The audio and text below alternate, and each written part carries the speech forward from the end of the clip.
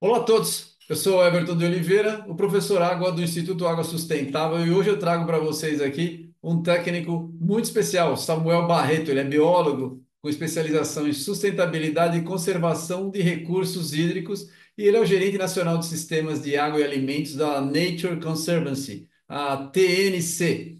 Muito legal, ele trabalha em vários projetos interessantes. O site da TNC, se você olhar, ele já está lá há mais de 10 anos. Você tem muita informação sobre água, sobre os projetos da TNC, estão de acesso livre a vocês. Ele vai explicar para vocês o caminho que ele passou pela SOS Mata Atlântica, como é que ele evoluiu.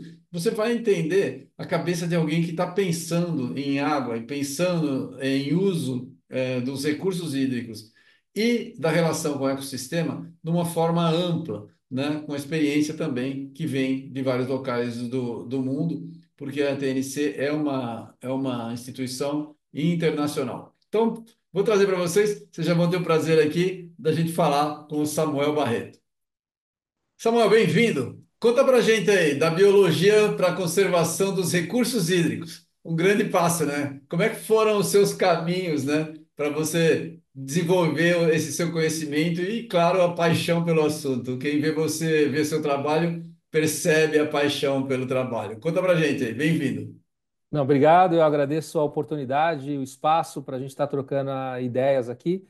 E para mim começou quando eu tinha mais ou menos uns 15, 16 anos, que eu tinha interesse por questões de natureza. Acho que entre 15 e 16 anos, comecei a ser voluntário de uma ONG chamada CEACON, que era o Centro de Estudos Ambientais para a Conservação da Natureza. E uma das conquistas que aconteceu naquela época foi a proibição da pesca de cetáceos no Brasil. Aquilo para mim foi muito inspirador. Olha E só. dali eu fui fazer biologia. Uma das pessoas que era do CEACON era o Rubens Bohr, que foi do Vita e Civilis, uma pessoa que tem uma trajetória aí longa na área socioambiental, agora envolvido com muita profundidade nas questões climáticas, né, globais, atuando no Brasil há muito tempo. Então, aquilo foi muito inspirador para mim. E eu poderia ter ido para geografia, para ecologia, para biologia, alguma área das ciências ambientais. E fui fazer biologia. E era voluntário nessa época. Depois, ainda na universidade, eu fui voluntário da SOS Mata Atlântica à distância. Olha só. O meu apelido na universidade, algumas pessoas me chamavam o bicho da ONG. E e aí, sempre dentro da universidade, fora da universidade, me interessando por questões que estavam acontecendo no país. Naquela época, estava borbulhando, né, a questão também da Jureia, que se falava de transformar um parque de papel numa estação ecológica de verdade. E na faculdade, eu acabei indo para a área da limnologia, do estudo da água doce, Não, onde pude me aprofundar nesse assunto foi, trabalhando com pessoas de referência no Brasil. O professor Tundizi era da equipe dele, estudando em Botucatu, na Unesp em Botucatu, e estava migrando para o mestrado, saindo da universidade, surgiu uma oportunidade de trabalhar com educação ambiental, monitoramento de água na SOS Mata Atlântica, montando um projeto junto com grupos da sociedade civil, na verdade, abrindo espaço, vozes de atores, né, ao longo do Rio Tietê, da bacia hidrográfica, 77 mil quilômetros quadrados, 1.100 quilômetros de extensão de rio. Formamos lá 55 grupos nas seis sub-bacias que compõem a bacia maior do Tietê, com grupos escoteiros, escolas, olha só. ONGs, ajudando a criar ONGs, padre, e outras pessoas de interesse que queriam ali de ajudar a contribuir com o monitoramento, com cuidado com o Rio Tietê. E aquilo durou por mais de 10 anos, projeto do Reflorestano Tietê, a criação da Estrada Parque, apoiar a criação do Parque Nascentes do Tietê. Então foi por aí um pouco a minha trajetória desde os 15 anos até hoje, que aliás é o dia do meu Legal. aniversário.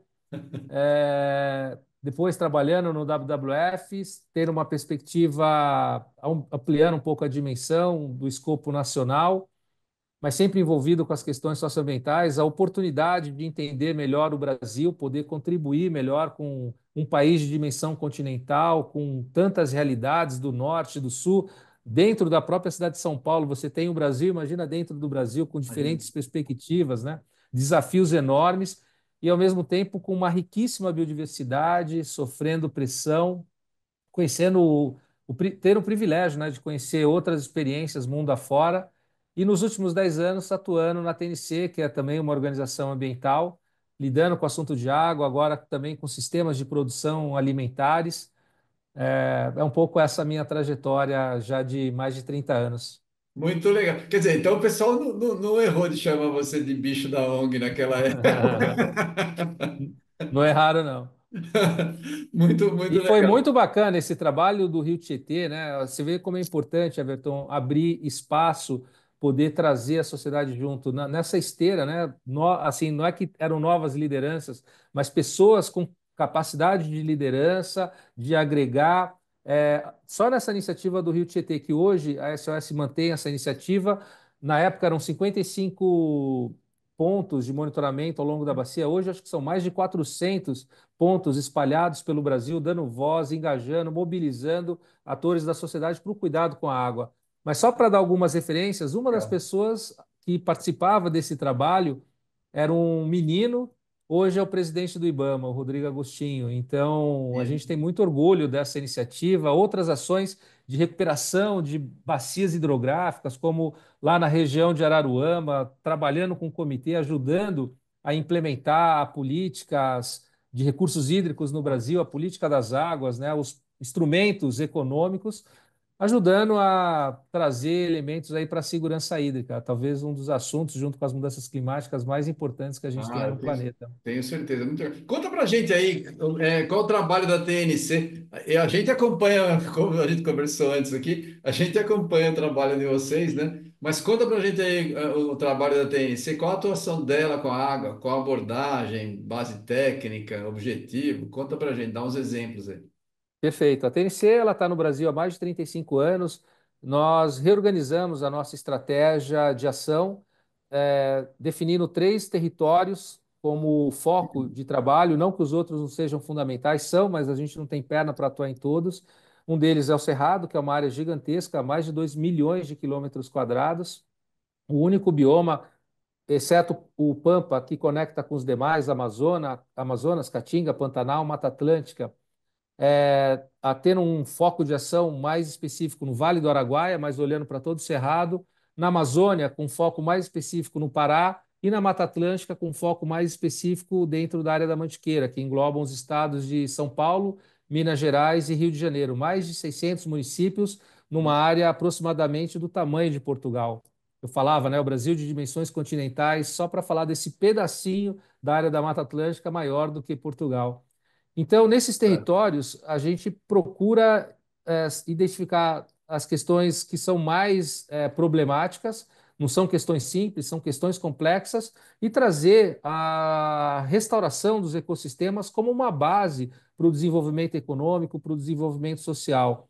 Então, a restauração dentro da Mata Atlântica é um grande foco de atuação. O Pacto da Restauração da Mata Atlântica identificou que a cada 2 hectares você pode gerar um emprego direto. Então, imagina só o potencial que você tem de restaurar ecossistemas, de gerar oportunidades, gerar inclusão, melhoria econômica, oportunidades em lugares onde você não tem muitas opções. Então, a gente procura fazer todos esses arranjos, olhando para o município, que na escala do município vamos dizer, do ente federativo, procurando trazer capacidade, trazer soluções, né? Quer dizer, você tem um problema, mas também tem caminhos. Ninguém vai conseguir precisa de governos na escala municipal, estadual, federal, precisa das empresas, da sociedade. Então, eu diria, a TNC, que é uma instituição que atua com base na ciência, trazer esses suportes à tomada de decisão, ajudar nesses arranjos institucionais e propor soluções em conjunto com a comunidade, olhando para os direitos também dos povos originários, comunidades tradicionais, é uma linha muito forte. O da água é um eixo central também. E aí eu traria, se perguntou sobre um exemplo, a gente tem uma primeira iniciativa de pagamento por serviço ambiental no Brasil, o PSA, quando ninguém falava disso, lá em 2004. Nesses arranjos, foi possível criar o primeiro, junto com a Agência Nacional de Águas, com outros parceiros, com Extrema, que é esse loco onde as coisas acontecem, criando a primeira ferramenta de estímulo econômico com o proprietário rural para a promoção da adoção das boas práticas, para a conservação da floresta, para a Interessante. restauração florestal. E tem diversas outras iniciativas com povos originários, com a sociobioeconomia. O Brasil é um dos países que a gente fala, um dos países mega diversos do planeta. Então, a gente tem um potencial com essa Gigantesco. floresta viva, com o ecossistema vivo, e a sociobioeconomia é uma das oportunidades, não só de direitos, de recursos naturais para essas comunidades, para os povos originários, mas também para o fomento a uma economia e um investimento inteligente para essa transição para uma economia de baixo carbono. Então, a gente atua dessa maneira. Na Amazônia, por exemplo, com os acordos de pesca, com recursos aquáticos, trazendo novamente a ciência como uma base de subsídio à tomada de decisão. Muito legal, muito legal. Conta pra gente, você publicou atualmente um texto chamado O Papel da Governança da Água no Combate à Crise Hídrica no Brasil. Eu também trabalho com água, acho que muito se fala de governança, pouca gente sabe de verdade do que se trata, né? Conta pra gente aí, então, como é que você É, considerou a crise hídrica e o papel da governança, na crise hídrica do Brasil? Resume pra gente aí. É uma boa pergunta, Everton, mas eu diria, para simplificar o assunto, você trabalha, recebe um recurso, né, X, R$ 100, R$ 1.000. Não dá para você gastar 1.001, não dá para você gastar 1.010. Na verdade, não dá nem para gastar 900. É bom deixar uma reserva. Então, essa governança é um mecanismo para você manejar melhor os recursos naturais, nesse caso específico, o da água. E a água relaciona com todos os setores, com todos nós. A começar quando a gente acorda, nas nossas necessidades básicas para a produção de alimento. Então, é mais ou menos como as pessoas que moram num prédio, num condomínio. Tem que ter regra, né? Então, não dá para viver, para ter um bem-estar, você estabelece essas regras. Então, essa governança é um pouco dessas regras para um bom convívio, para um uso adequado desse recurso, para proteção e é mais ou menos assim, como o investimento que você faz para que isso possa gerar dividendos no futuro. Só que hoje no Brasil e no mundo, a gente usa muito mal, a gente usa muito mais do que a capacidade de repor. Então, essa Verdade. conta está chegando, a gente está no cheque especial do uso dos recursos naturais, inclusive da água. E todo mundo sabe o impacto e o efeito que esse cheque especial tem na nossa vida. Não dá para pagar esses juros, mas dá tempo de reverter esse processo. Então, a governança é um dos meios de fazer essa organização entre esses diversos atores da esfera municipal, estadual, federal, dos usuários de água, da sociedade civil, para estabelecer esses objetivos comuns. E a nossa Lei das Águas, que tem mais de 25 anos, é uma grande ferramenta potente para isso, porque ela olha não para só para o comando e controle e a restrição, mas principalmente para um uso sustentável. É uma grande oportunidade.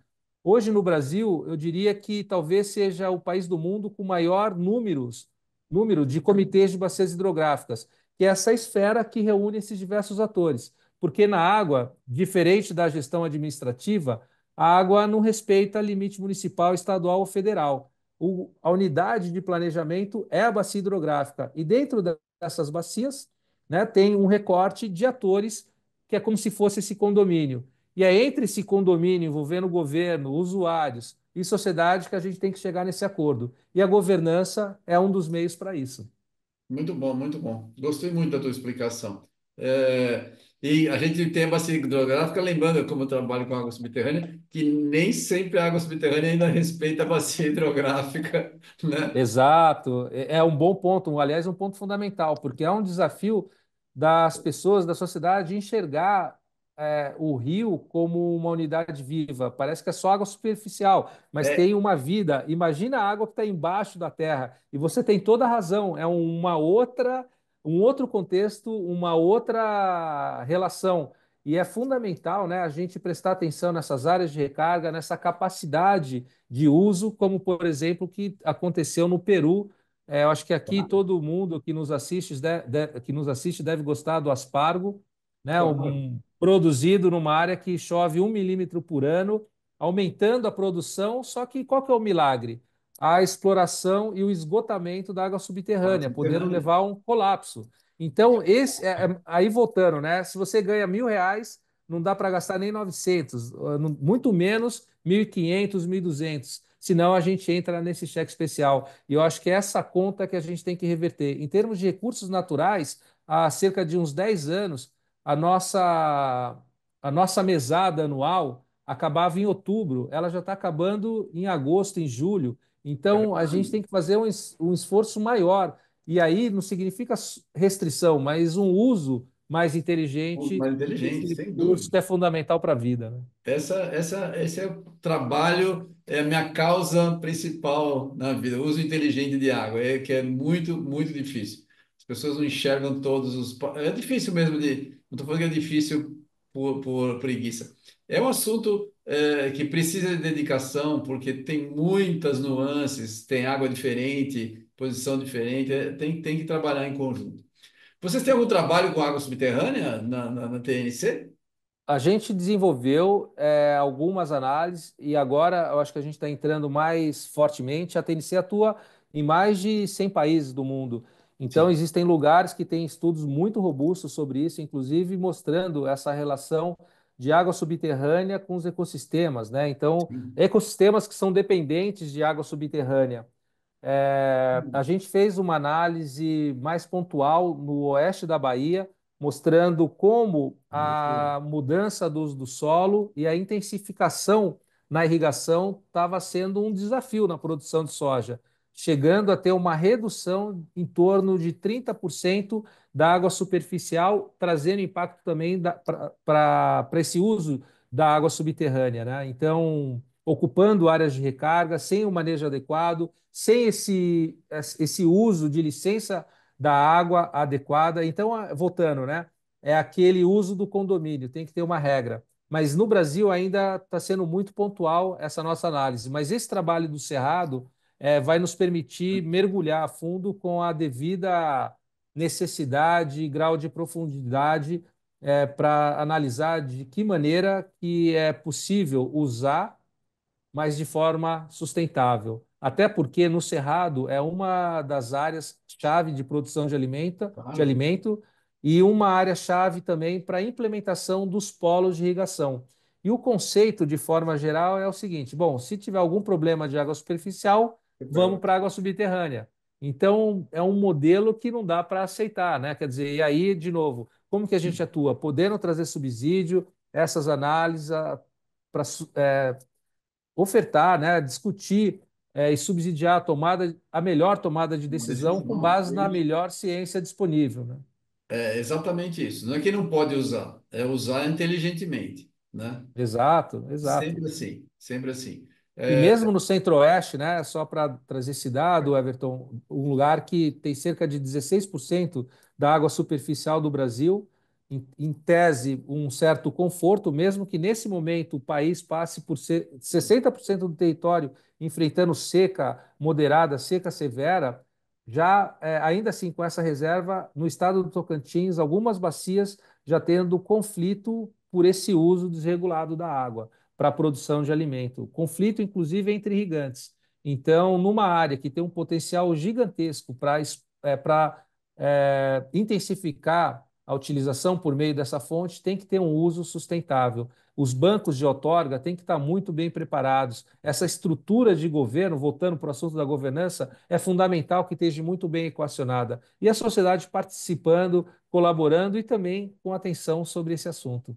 eu também acho, eu também acho. Assim, a outorga ela é vista como uma limitação e todo mundo quer tentar dar um jeitinho de dar passar por fora da outorga, usar água escondida, aquela conversa, E né? no fundo, ela é a tua segurança para você Exatamente, reduzir exatamente. os riscos, né? Exatamente. Então, esse é um ponto difícil de você instruir o usuário de água, porque todo mundo usando em conjunto e todo mundo se preocupando com o mesmo bem que é do interesse de todos, você consegue ter um uso muito melhor. Um uso muito melhor, porque se É isso, você tiver uma perda de produção, ninguém vai pagar para você, né? é isso. Então, mas é difícil de, de, É de difícil. de fazer essa informação passar. Eu não Mas sei. tem um grau, né? Acho que não é uma coisa que ocorre da noite para o dia. Eu gosto de usar um dos casos que eu acho que é bem sucedido no Brasil, é o caso da bacia do PCJ. onde se construiu uma confiança entre os atores, né? Então, acho que tem também um grau de maturidade nesse modelo de governança. É mais ou menos assim, se conhecer uma pessoa na rua, não dá para você falar, putz, eu confio plenamente nessa pessoa. Pode até É, ser confiável, mas você não conhece. você não sabe, Então, é é verdade. preciso criar esse relacionamento, esse entendimento, manejar os conflitos, porque não é que tudo vai ocorrer bem. Existem conflitos, mas tem que Claro. manejar esses conflitos, né? Tem que identificar quais são os objetivos convergentes, porque tem interesses também muito diferentes nessa agenda da água no Brasil, mas dá para estabelecer consensos mínimos, pelo menos. E Sim, lá eu diria que se estabeleceu esse grau de governança quase avançado, diria, né?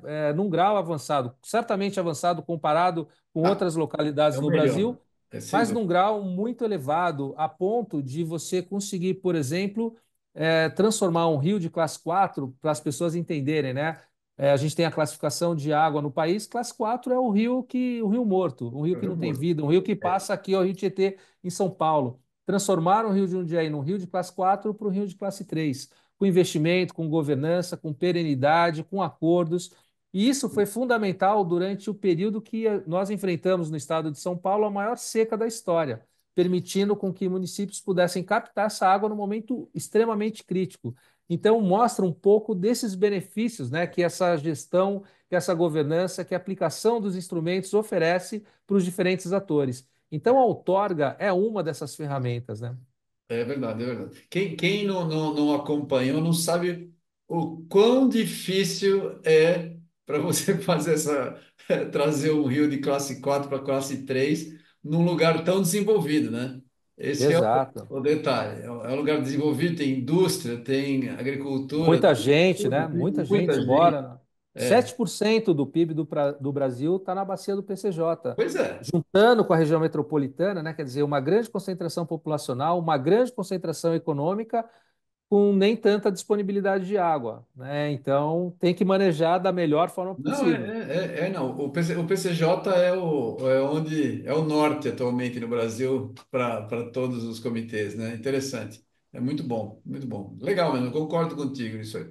É, deixa eu te falar assim, a gente tem, na sua opinião, ainda que idealmente, como as ações pessoais e as ações públicas devem ser ajustadas para a gente conseguir chegar nessa qualidade e quantidade de água para as vidas dignas? Não é uma pergunta fácil, né?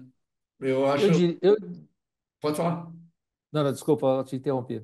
Não, fica à vontade. É essa a ideia. Porque você tem trabalhado bastante, então você deve ter visões práticas ou até idealizadas por experiência intelectual a respeito disso. Então, como é que você acha que a gente pode fazer para essas ações funcionarem para melhorar a vida de todo mundo em relação ao uso de água? Eu acho que das pessoas, da ação individual, a essas ações mais estruturantes, eu diria que nós necessitamos de uma nova cultura pela água, né? Eu É. acho que é essa transformação que nós temos que ter, não só no Brasil, mas no mundo. A água como um elemento vital, não tem substituição.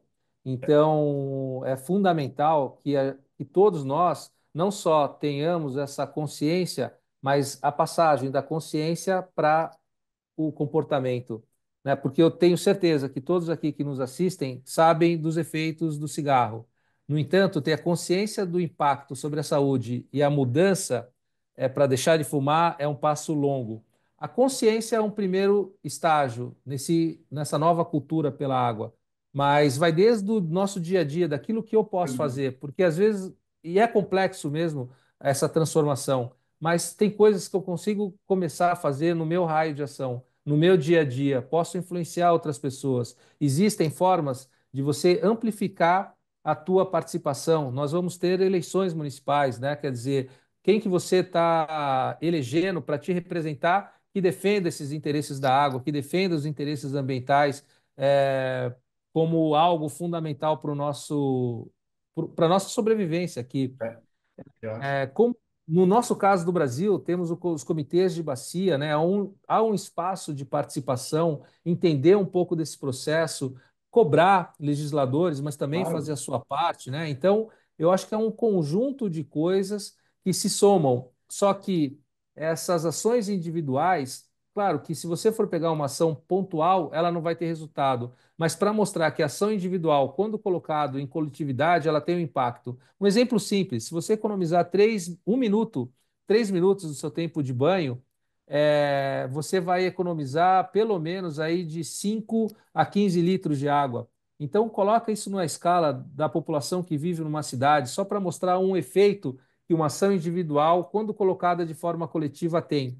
E eu acho que essa onda que ela é muito potente e poderosa, né? Eu costumo dizer que sozinhos somos gota, mas juntos podemos ser um rio potente, né? Então, eu acho que essa força de trabalho, a implementação das políticas, a cobrança para que ela possa ser implementada e que os investimentos inteligentes sejam feitos cada vez mais de agora em diante, ela é absolutamente fundamental. É um investimento que está contribuindo para essa sustentabilidade ou é um investimento que está contribuindo para aumentar o nosso cheque especial?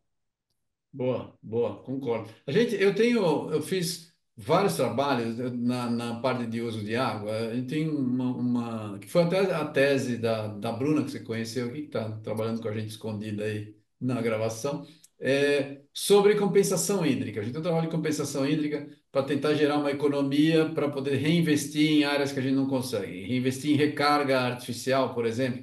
Tem várias coisas que a gente não consegue bancar com a economia no formato de hoje. E eu trabalho muito, eu fiz doutorado no Canadá, então tenho uma relação muito próxima com os intelectuais, com o pessoal de lá. E eu sempre falava, olha, o Canadá e o Brasil são dois dos países com a maior reserva de água doce do mundo, né? A gente tem uma exportação de alimento, eles também têm, que depende da quantidade de água que a gente tem. O Canadá exporta água para os Estados Unidos, água diretamente, né?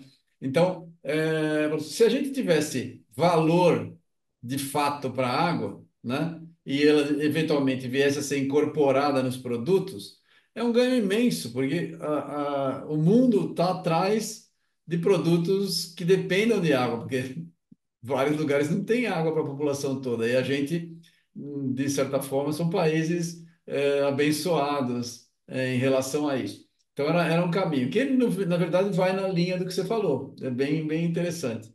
Muito legal. Não, muito legal.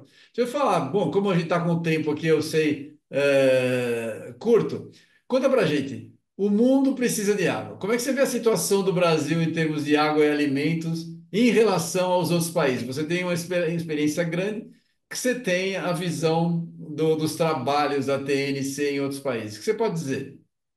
Eu diria que, tanto no Brasil quanto no mundo, o risco hídrico está aumentando. Não são mais ações pontuais. O que a gente chamava de anomalia climática tem acontecido com uma recorrência muito grande. E um dos efeitos desse processo de sobreuso, de degradação dos ecossistemas, tem resultado nessa crise climática, nessa crise da biodiversidade. E ao perder capacidade de geração ecossistêmica, a gente perde também serviços ecossistêmicos, serviços ambientais.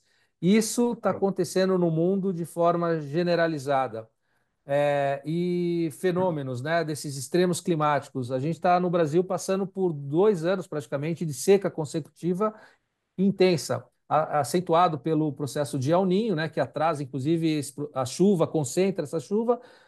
O ano passado, os rios já não recarregaram, os lençóis também não conseguiram, não só recarregar, mas o solo degradado diminui essa capacidade de recarga. Então, eu diria que é uma situação muito preocupante, né, Sim, no Brasil e no mundo. E, principalmente, eu acho que a gente teve um aprendizado de ver que entre esses riscos há grupos mais vulneráveis. Isso tem que tomar muito cuidado quando a gente está falando da água, primeiro para o abastecimento. No Brasil, a gente tem, por uma questão de infraestrutura, basicamente, mas o equivalente a uma população inteira da Argentina, mais de 35 milhões de pessoas que não têm acesso à água. Então, imagina com todos esses impactos de seca, onde lugares, cidades não têm ainda uma infraestrutura adequada e nem mesmo protegem as suas fontes, as suas bacias hidrográficas. Você perguntou da TNC. No mundo, nós desenvolvemos um estudo chamado Beyond the Source, em 4 mil médias e grandes cidades do mundo. Nós cara. identificamos que cerca de 40% dessas 4.000 médias e grandes cidades têm nível médio ou elevado de degradação dessas fontes. Então, ao mesmo tempo, a gente viu como uma das respostas às soluções de natureza, a restauração dos ecossistemas, que, pelo menos no setor do saneamento, apenas 1% dos investimentos são alocados para a proteção dos ecossistemas. E a gente teria, a cada 5 cidades, 4 o retorno do investimento. Não deve ser uma condição, mas além disso, ainda mostra que investindo nessas ações, você ainda recuperaria o investimento pelo serviço ambiental prestado. Então, eu diria que o manejo inadequado das bacias, o sobreuso, a poluição, combinado com os efeitos de mudanças climáticas, que antigamente a gente chamava de anomalias, e parece que tem sido um novo normal, tem aumentado o risco hídrico, né, de forma generalizada. Mas, sem dúvida, eu acho que tem uma resposta potente, que é exatamente essa restauração dos ecossistemas, que pode entregar mais de 1/3 das respostas ao combate à crise hídrica, crise climática, para estabilizar o clima em até 2 graus. Então, é uma solução que a gente não pode abrir mão. É algo que entregue quase 40%, não dá para desconsiderar. E esse tipo de solução, ela é ainda marginal, não só no Brasil, mas de forma geral do mundo, como esse exemplo que eu dei no setor de saneamento. Mas a recuperação, a restauração dos ecossistemas é absolutamente fundamental como uma medida de investimento inteligente para essa transição para uma economia de baixo carbono, resiliente e com justiça climática. Muito legal, muito legal. Tô me divertindo ouvindo você aqui. Pena que tá acabando. O nosso tempo está terminando. Eu gostei muito da sua fala aí, muito interessante. Eu recomendo a todo mundo que está nos ouvindo que dê uma olhada no material da TNC, tem muita coisa interessante. A gente no Instituto Água Sustentável reproduz várias das divulgações de vocês, muita coisa interessante. É bom as pessoas saberem que o trabalho que é feito é de alto nível técnico e intelectual, né? Muita gente que não trabalha na área acha que ONG é papo furado, né? Você já conhece, trabalha na área há muito tempo, você é um bicho de ONG, né? Tem uma Hum. certa resistência em relação a isso, mas o trabalho é um trabalho muito sério, dá para a gente ver a quantidade de informação que é digerida e que é transformada em resultado, né? Então, se alguém quiser dar uma olhada, quiser contribuir, colaborar, é muito bem-vindo. Agradeço demais a tua participação. Por favor, deixa seus comentários finais. Parabéns pelo trabalho. É muito legal, Samuel, que continue produzindo. Se a gente puder ajudar vocês, será um prazer. Não, já está ajudando, Everton. Eu que agradeço o espaço, a oportunidade para conversar com você, com os seus ouvintes. Eu deixo aqui o nosso site à disposição, que é o tnc.org.br. Um dos estudos, inclusive, que nós lançamos no ano passado, durante a Conferência de Água da ONU, que aconteceu em Nova York, é o documento chamado Reservatório Invisível, uma análise no sistema Cantareira, aplicando 5 modelos hidrológicos, calibrado com dados da Sabesp, também fazendo uma análise econômica, mostrando, de um lado, qual que é o efeito da restauração florestal daquela área numa relação de melhor custo-benefício, e, ao mesmo tempo, comparando com o custo da crise hídrica. Então, é muito interessante, eu sugiro verificar esse trabalho. Se você colocar no Google o reservatório. Nós vamos deixar o link. Legal, Passa o link aqui para mim agora que eu vou colocar no link do YouTube. O pessoal pode baixar aqui, vai estar aqui embaixo. Só clicar e vocês vão ter acesso ao trabalho, tá? maravilha. E eu vou te passar também a pesquisa de opinião que nós fizemos de âmbito nacional, do que o brasileiro pensa e faz sobre a questão da água no Brasil. É muito interessante. Pesquisa de dimensão nacional, todas as classes sociais, Ótimo. estatística de faixa etária, gênero, escolaridade, poder aquisitivo, que é uma questão que você estava perguntando, né? O papel da sociedade com as políticas públicas. Então, a gente procura costurar esses elementos. E mais uma vez aqui eu agradeço a oportunidade e conta conosco. Eu que agradeço, parabéns pelo trabalho. Vamos continuar juntos aí, porque o trabalho de vocês é muito legal e no que a gente puder colaborar e conseguir resultados para melhorar o uso da água no planeta, é bem-vindo. Parabéns de novo, Samuel. Muito obrigado aí, tá bom? Tchau. Obrigado, grande abraço, Everton. Tchau, tchau.